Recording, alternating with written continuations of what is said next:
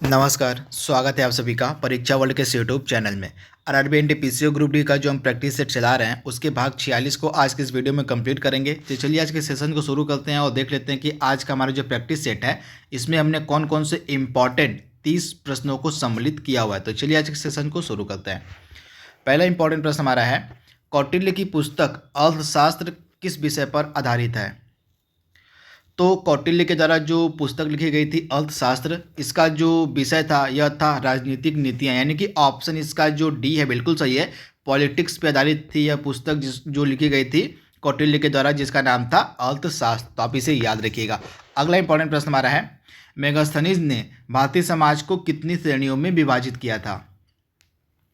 तो मेगास्थनीज के द्वारा जो है हमारा जो भारतीय समाज था उसको टोटल 7 श्रेणियों में विभाजित किया गया था। तो आप इसे याद रखिए, टोटल 7 श्रेणियों में जो है मेगास्थनीज ने भारतीय समाज को विभाजित किया था। आप ध्यान दीजिएगा।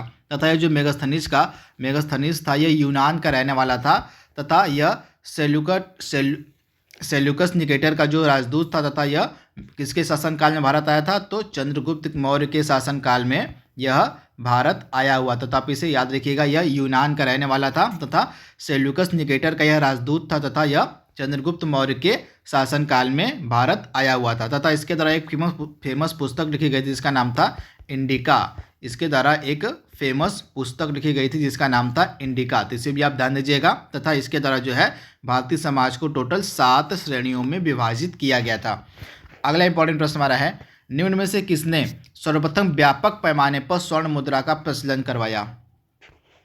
तो व्यापक पैमाने पर जो स्वर्ण मुद्रा थी वह चलवाई गई थी विम कट फिशेस के द्वारा, यानी ऑप्शन सी इसका बिल्कुल सही है, विम कट फिशेस। अगला प्रश्न हमारा है, कला की गंधार शैली निम्न में से किसके समय में फली फूली, यानी कि कला की जो गंधार शैली थी इसका जो विकास था किसके शासनकाल में सबसे ज़्यादा हुआ।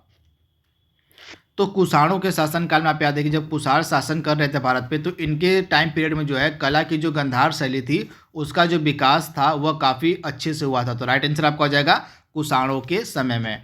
अगला प्रश्न हमारा है, शुंग वंश के बाद किस वंश ने भारत पर राज किया। तो शुंग वंश के बाद कौन सा वंश था जिसने भारत पर राज किया था। तो कौरव वंश ने भारत पर राज किया था शुंग वंश के बाद, यानी ऑप्शन डी इसका बिल्कुल सही है। अगला प्रश्न हमारा है, राजा खारवेल से संबंधित इसमें से कौन सा स्तंभ लेख है। तो हाथी गुम्फा का जो स्तंभ लेख है यह राजा खारवेल से संबंधित है। तो ऑप्शन इसका सी बिल्कुल सही है, हाथी गुम्फा का जो स्तंभ लेख है यह राजा खारवेल से संबंधित है।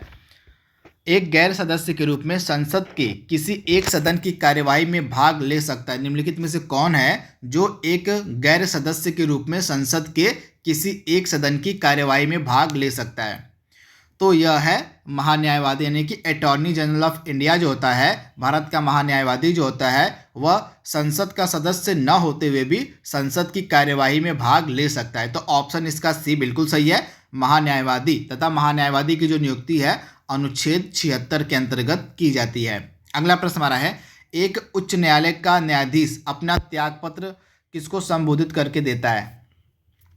तो एक हाई कोर्ट का जो न्यायाधीश होता है यह अपना त्यागपत्र राष्ट्रपति को संबोधित करके दे सकता है, यानी कि ऑप्शन इसका ए बिल्कुल सही है, राष्ट्रपति को। अगला प्रश्न हमारा है, भारत के राष्ट्रपति के द्वारा नेशनल इमरजेंसी यानी कि राष्ट्रीय आपातकाल की घोषणा कब की जा सकती है।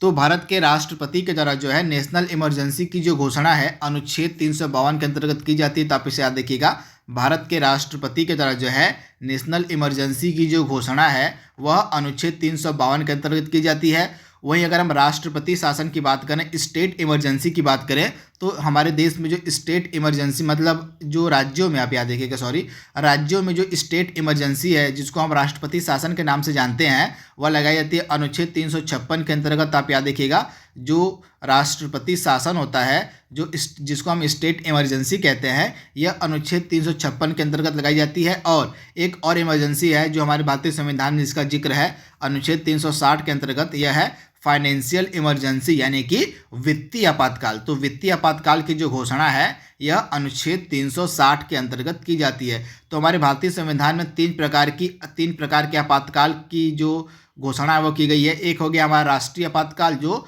352 आर्टिकल के अंतर्गत लगाया जाता है। एक हो गया हमारा राष्ट्रपति शासन जो अनुच्छेद 356 के अंतर्गत लगाया जाता है। और एक हो गया वित्तीय आपातकाल जो कि 360 अनुच्छेद के अंतर्गत लगाया जाता है। तो इन तीनों इमरजेंसी के बारे में आपको याद रखना है। अगला प्रश्न हमारा है, आम चुनाव में मतदान की आयु 21 वर्ष से घटाकर 18 वर्ष कौन से संशोधन के तहत की गई थी? तो हमारे भारतीय संविधान में संशोधन किया गया था 61वां, यानी कि 61वां जो हमारा संविधान संशोधन था, इसके तहत जो है मतदान की जो आयु थी उसको 21 वर्ष से घटाकर 18 वर्ष कर दिया गया था। तो राइट आंसर आपका जाएगा 61वां संविधान संशोधन। अगला प्रश्न हमारा है, विकेंद्रीकरण की जो सिस्टम था, विकेंद्रीकरण का जो सिस्टम था वह किसके सिफारिश पर लागू किया गया था? तो विकेंद्रीकरण के सिस्टम की जो सिफारिश की गई थी बलवंत राय मेहता के द्वारा। तो राइट आंसर आपका जाएगा बलवंत राय मेहता। अगला प्रश्न हमारा है, निम्न में से कौन संयुक्त राष्ट्र सुरक्षा परिषद का अस्थायी सदस्य नहीं है? तो यूनाइटेड नेशन सिक्योरिटी काउंसिल में टोटल 5 अस्थायी सदस्य होते हैं। कौन कौन से? फ्रांस हो गया, ब्रिटेन हो गया, चीन हो गया, उसके बाद अमेरिका हो गया और रूस हो गया। ये टोटल 5 अस्थायी सदस्य होते हैं यूनाइटेड नेशन सिक्योरिटी काउंसिल, यानी कि संयुक्त राष्ट्र की जो सुरक्षा परिषद है उसमें टोटल 5 अस्थायी सदस्य होते हैं। एक हो गया अमेरिका, रूस, फ्रांस, ग्रेट ब्रिटेन और चाइना। तो इसे आप याद रखिएगा, जर्मनी इसका मेंबर नहीं है। अगला प्रश्न हमारा है, स्वर्णिम चतुर्भुज योजना क्या है? तो स्वर्णिम चतुर्भुज योजना का संबंध है राष्ट्रीय राजमार्ग परियोजना से, यानी कि ऑप्शन सी इसका बिल्कुल सही है, राष्ट्रीय राजमार्ग परियोजना। अगला प्रश्न हमारा है, गद्दी जनजाति कहाँ पे निवास करती है? तो जो गद्दी जनजाति है यह निवास करती है हिमाचल प्रदेश में। तो ऑप्शन इसका भी बिल्कुल सही है, हिमाचल प्रदेश। अगला प्रश्न हमारा है, भारत की सबसे बड़ी नदी वाह कौन सी है? तो भारत की सबसे बड़ी नदी वाह है गंगा, यानी कि ऑप्शन इसका सी बिल्कुल सही है, गंगा। अगला प्रश्न हमारा है, तिब्बत में मानसरोवर झील के पास से किस नदी का उद्गम होता है? दिए गए ऑप्शंस में से आपको उस नदी का नाम बताना है जिनका उद्गम जो है तिब्बत में मानसरोवर झील के पास से होता है। तो ब्रह्मपुत्र नदी का होता है, सतलज नदी का होता है और सिंधु, यानी कि उपयुक्त सभी जो नदियां दी गई हैं ऑप्शन में, इन सभी का जो उद्गम है, इन नदी का जो स्रोत है यह तिब्बत में मानसरोवर झील के पास से है। तो आप इसे याद रखिएगा, ब्रह्मपुत्र, सतलज और सिंधु उपयुक्त सभी। अगला प्रश्न हमारा है, नर्मदा, सोन और महानदी कहाँ से निकलती हैं? तो ये तीनों जो नदियां हैं ये अमरकंटक के पठार से निकलती हैं। तो ऑप्शन इसका बी बिल्कुल सही है, अमरकंटक से। अगला प्रश्न हमारा है, निम्न राज्यों में से किस राज्यों में जाड़ों में वर्षा होती है? तो जाड़ों में वर्षा किस राज्य में होती है? तो तमिलनाडु राज्य में जो है जाड़ों में वर्षा होती है। तो राइट आंसर आपका हो जाएगा ऑप्शन बी। यह जो नॉर्थ ईस्ट मानसून होता है, आप याद देखिएगा, नॉर्थ ईस्ट मानसून जिसको हम बोलते हैं लौटता हुआ मानसून, इसी से जो है जाड़ों में वर्षा होती है तमिलनाडु राज्य में। तो आप इसे ध्यान दीजिएगा। अगला प्रश्न हमारा है, वर्षा की जो बूंद होती है वह गोलाकार होती है। तो आपको बताना है कि वर्षा की जो बूंद है वह गोलाकार किस कारण से होती है, आपको बताना है। तो वर्षा की जो गोलाकार बूंद होती है वह, उसका जो आकार गोलाकार होता है या उसके पृष्ठ तनाव के कारण होता है, यानी कि ऑप्शन इसका बी बिल्कुल से, पृष्ठ तनाव के कारण जो है वर्षा की जो बूंद होती है वह गोलाकार आकृति की होती है। अगला प्रश्न हमारा है, प्रथम भारतीय उपग्रह जिसका नाम आर्यभट्ट था यह कब छोड़ा गया था?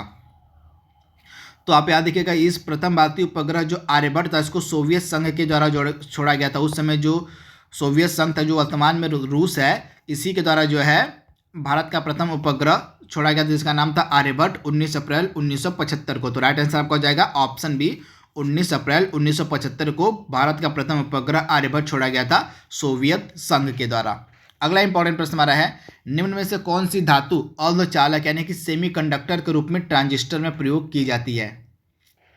तो इसमें से जो जर्मेनियम धातु है इसका जो उपयोग है मतलब अर्धचालक यानी कि सेमीकंडक्टर के रूप में ट्रांजिस्टर में की जाती है। तो ऑप्शन इसका बी बिल्कुल सही है, जर्मेनियम। अगला प्रश्न हमारा है, निम्नलिखित में से कौन वैकल्पिक ऊर्जा का सबसे बड़ा भंडार है?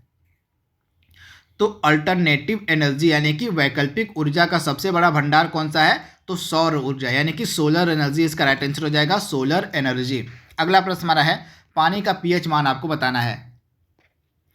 तो पानी का पीएच मान होता है 7, यानी कि पानी जो होता है वह न्यूट्रल होता है। ध्यान दीजिएगा, न क्षारीय होता है न अम्लीय होता है, पानी न्यूट्रल होता है, यानी कि इसका पीएच मान 7 होता है। अगला प्रश्न हमारा है, हाल ही में किस आईआईटी संस्थान ने पानी से हाइड्रोजन ईंधन बनाने की तकनीक विकसित की है? तो यह आईआईटी संस्थान है आईआईटी मंडी। इसी के द्वारा जो है हाइड्रोजन मतलब पानी से हाइड्रोजन ईंधन बनाने की तकनीक को विकसित किया गया है। तो ऑप्शन ए इसका बिल्कुल सही है, आईआईटी मंडी। अगला प्रश्न हमारा है, कौन सा राज्य अपना पहला हिम तेंदुआ सर्वेक्षण कराने जा रहा है? तो यह राज्य है उत्तराखंड। तो राइट आंसर आपका हो जाएगा उत्तराखंड जो राज्य है यह अपना पहला हिम तेंदुआ सर्वेक्षण कराने जा रहा है। तो ऑप्शन जो इसका है ए बिल्कुल सही है, उत्तराखंड। अगला प्रश्न हमारा है, बक्सा बर्ड फेस्टिवल किस राज्य में आयोजित किया जा रहा है? तो यह जो बक्सा बर्ड फेस्टिवल है इसका आयोजन पश्चिम बंगाल में किया जा रहा है। तो ऑप्शन इसका भी बिल्कुल सही है, पश्चिम बंगाल। अगला प्रश्न हमारा है, 5वां दलहन कॉन्क्लेव 2020 का जो आयोजन है किस राज्य में किया गया है? तो 5वां दलहन कॉन्क्लेव 2020 का जो आयोजन है किया गया कहाँ पे? महाराष्ट्र में, यानी कि ऑप्शन डी इसका बिल्कुल सही है, महाराष्ट्र। अगला प्रश्न हमारा है, 9 जनवरी 2020 को प्रवासी भारतीय दिवस का कौन सा संस्करण मनाया गया?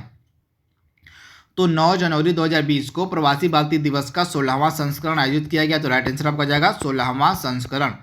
अगला प्रश्न हमारा है, हेनले पासपोर्ट इंडेक्स 2020 में भारत का क्या स्थान है? तो जो हेनले पासपोर्ट इंडेक्स 2020 जारी किया गया था इसमें भारत का स्थान था 84, यानी कि 84वां स्थान था भारत का, तथा पहले नंबर पर था जापान, यानी कि जापान का जो पासपोर्ट है यह दुनिया में सबसे शक्तिशाली है।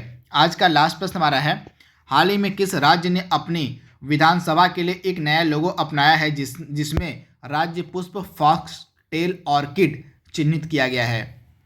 तो यह राज्य का कौन सा है? तो अरुणाचल प्रदेश। तो अरुणाचल प्रदेश राज्य की जो विधानसभा है उसने एक अपना नया लोगो अपनाया है तथा इसके लोगो में जो है उसका राज्य का जो पुष्प है फॉक्स टेल ऑर्किड उसको चिन्हित किया गया है। तो ऑप्शन इसका भी बिल्कुल सही है, अरुणाचल प्रदेश।